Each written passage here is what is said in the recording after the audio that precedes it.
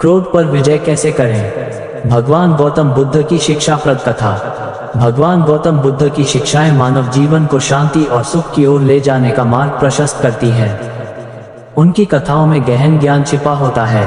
ऐसी ही एक प्रेरक कथा क्रोध को शांत करने और उस पर विजय पाने की शक्ति सिखाती है। एक समय की बात है जब भगवान बुद्ध अपने शिष्यों के साथ एक छोटे से गांव में प्रवास कर रहे थे। वहां के लोग बुद्ध की शिक्षाओं को सुनने के लिए बड़ी संख्या में एकत्र होते थे। लेकिन उसी गांव में एक व्यक्ति था जिसे बुद्ध के प्रति घोर द्वेष था। उसे ये बात स्वीकार नहीं थी कि बुद्ध को इतना सम्मान और प्रेम क्यों मिलता है। उस व्यक्ति ने तय किया कि वह बुद्ध को अपमानित करेगा और उनकी प्रतिष्ठा को धूमिल करेगा। वह बुद्ध के प्रवचन के समय वहां पहुंचा और सभी के सामने उन्हें अपशब्द कहने लगा। उसने बुद्ध की आलोचना की, उन्हें झूठा और पाखंडी कहा। बुद्ध शांत मुद्रा में उसे सुनते रहे। उनके चेहरे पर कोई क्रोध या अशांति का भाव नहीं आया। उनके शिष्य ये देखकर अचंभित हो गए। वह व्यक्ति बोलते बोलते थक गया, लेकिन बुद्ध ने एक शब्द भी नहीं कहा। जब वह शांत हुआ तो बुद्ध ने मुस्कुराते हुए उससे पूछा, यदि कोई व्यक्ति किसी को एक उपहार देता है और वह व्यक्ति उसे स्वीकार नहीं करता तो वह उपहार किसके पास रहेगा? वह व्यक्ति आश्चर्यचकित होकर बोला, ये तो स्पष्ट है, वह उपहार देने वाले के पास ही रहेगा। बुद्ध ने उत्तर दिया, ठीक उसी प्रकार जब तुम मुझे अपशब्द कह रहे थे और मैंने उन्हें स्वीकार नहीं किया तो वे अपशब्द तुम्हारे पास ही रह गए। मैं तुम्हारे क्रोध को नहीं अपनाता, इसलिए वह मुझे प्रभावित नहीं कर सकता।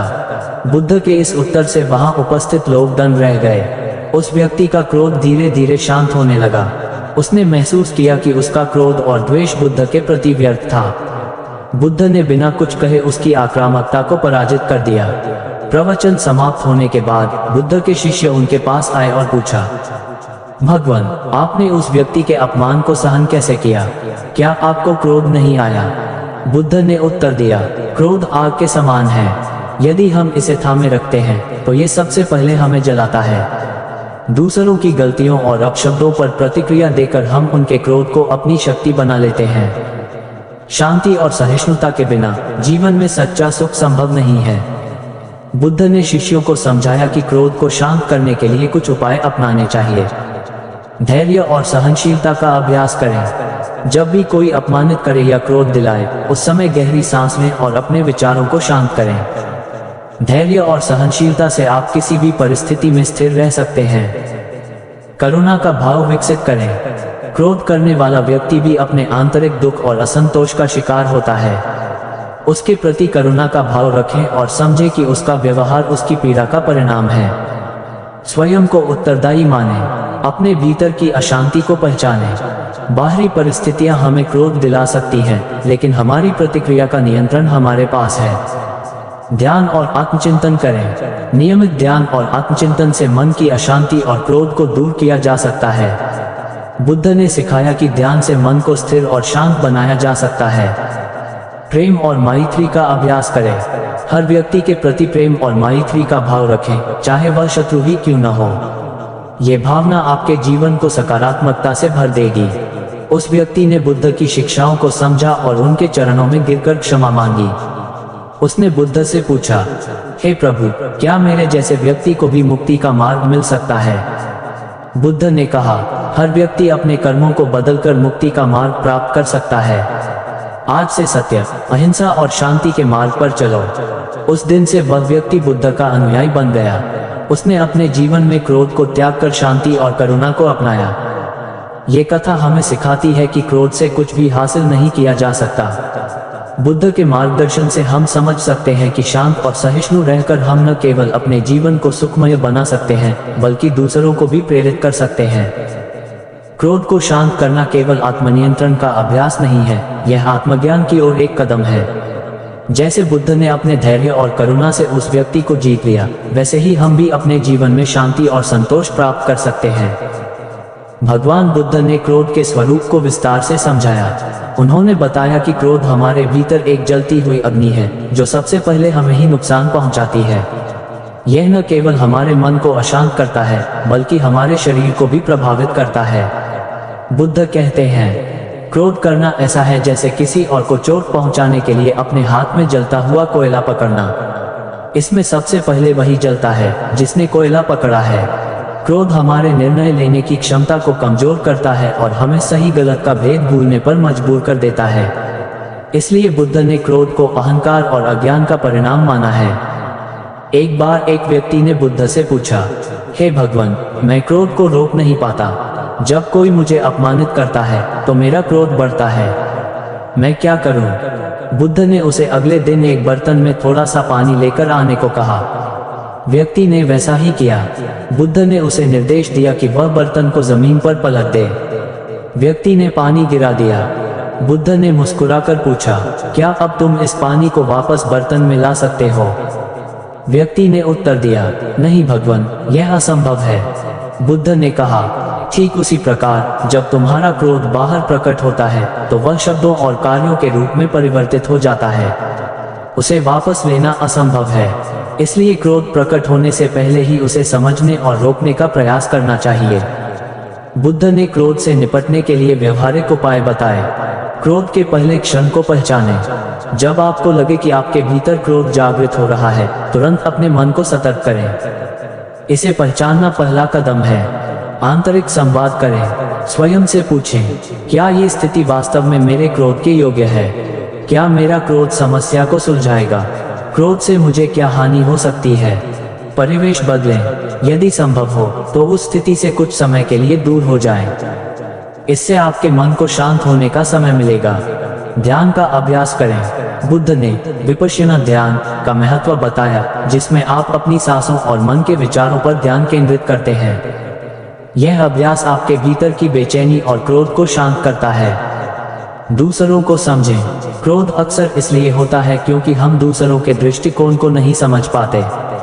उनके दृष्टिकोण को जानने और उनकी समस्याओं को समझने का प्रयास करें। इससे करुणा का भाव उत्पन्न होगा। भगवान बुद्ध के जीवन की एक और घटना है जो क्रोध पर विजय की अद्भुत सीख देती है। एक दिन बुद्ध एक नदी के किनारे ध्यान कर रहे थे। तभी एक गुस्सैल युवक उनके पास आया और उन्हें अपमानित करने लगा। उसने बुद्ध को चुनौती दी, तुम कहते हो कि तुम्हारे पास सभी समस्याओं का समाधान है, तो मुझे ये बताओ, क्या तुम मेरा क्रोध शांत कर सकते हो? बुद्ध ने शांतिपूर्ण ढंग से उत्तर दिया, मेरा कार्य तुम्हारे क्रोध को शांत करना नहीं है, ये कार्य तुम्हारा है। यदि तुम वास्तव में शांत होना चाहते हो तो क्रोध को पकड़कर रखने की बजाय उसे जाने दो। जैसे इस नदी में बहता पानी, क्रोध भी बहकर चला जाएगा। उसे थामे रखने से केवल तुम्हें ही नुकसान होगा। उस युवक ने बुद्ध के वचनों को सुना और उसे अपनी गलती का एहसास हुआ। क्रोध अस्थायी होता है। बुद्ध ने बताया कि क्रोध कभी स्थायी नहीं होता। ये एक भावना है जो समय के साथ गुजर जाती है। इसे अनावश्यक महत्व देना ही समस्या की जड़ है। क्रोध का मूल कारण अहंकार है।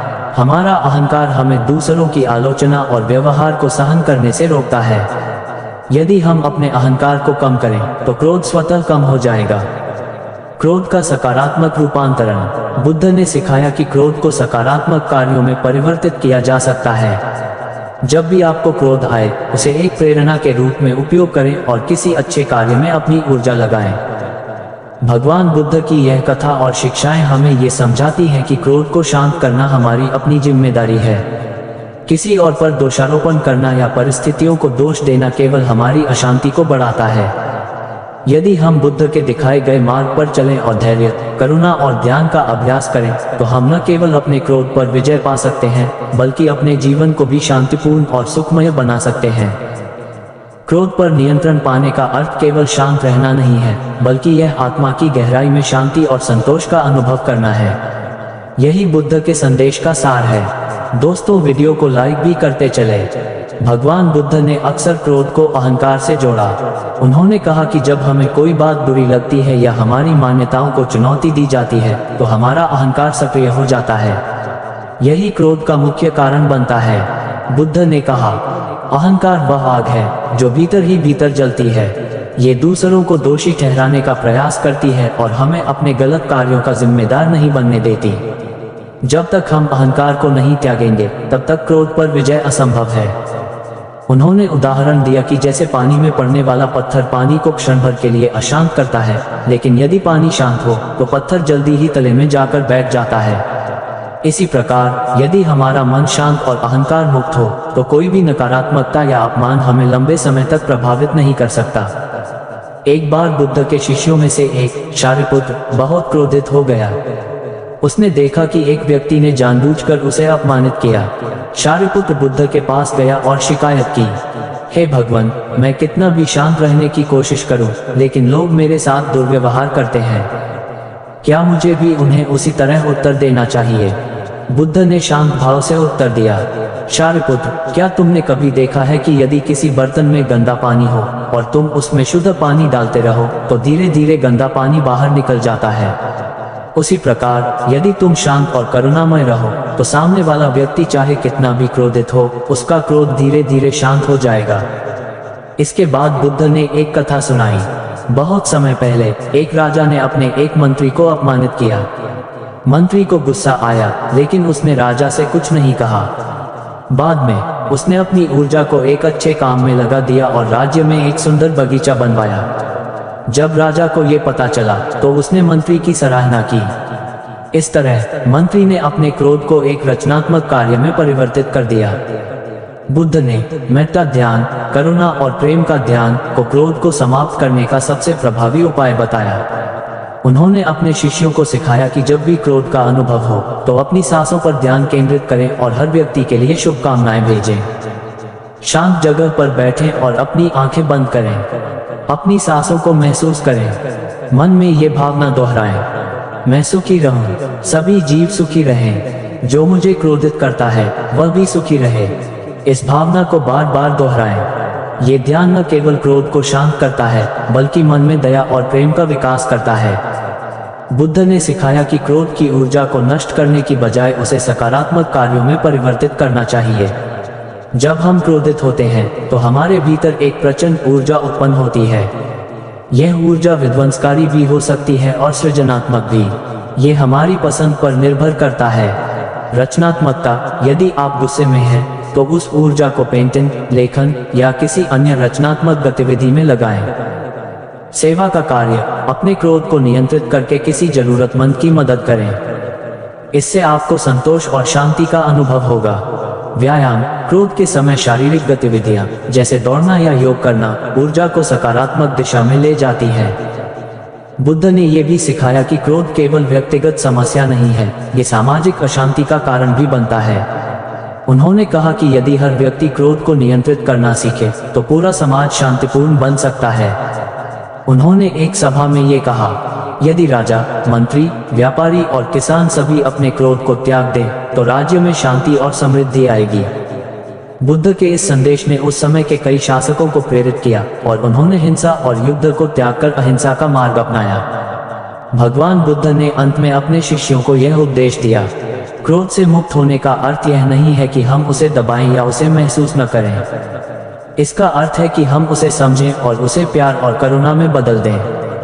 क्रोध भी हमारे भीतर एक साधन है जो हमें सिखाता है कि हम कहाँ कमजोर हैं। इसे एक अवसर की तरह देखें और अपने भीतर शांति का निर्माण करें। क्रोध को समझकर, उसे नियंत्रित करके और उसे सकारात्मक ऊर्जा में बदलकर हम अपने जीवन में सुख, शांति और संतोष का अनुभव कर सकते हैं। यही भगवान बुद्ध का संदेश था जो आज भी उतना ही प्रासंगिक है। ये कथा हमें ये समझने में मदद करती है कि क्रोध को शांत करना हमारे आत्मविकास और मानसिक शांति की दिशा में पहला कदम है। जब हम इसे आत्मसात कर लेते हैं तो जीवन की कठिनाइयां भी हमें विचलित नहीं कर पाती। यही बुद्ध की शिक्षा का सार है। तो दोस्तों, आपको हमारी यह वीडियो कैसी लगी, इसे लाइक करें। धन्यवाद।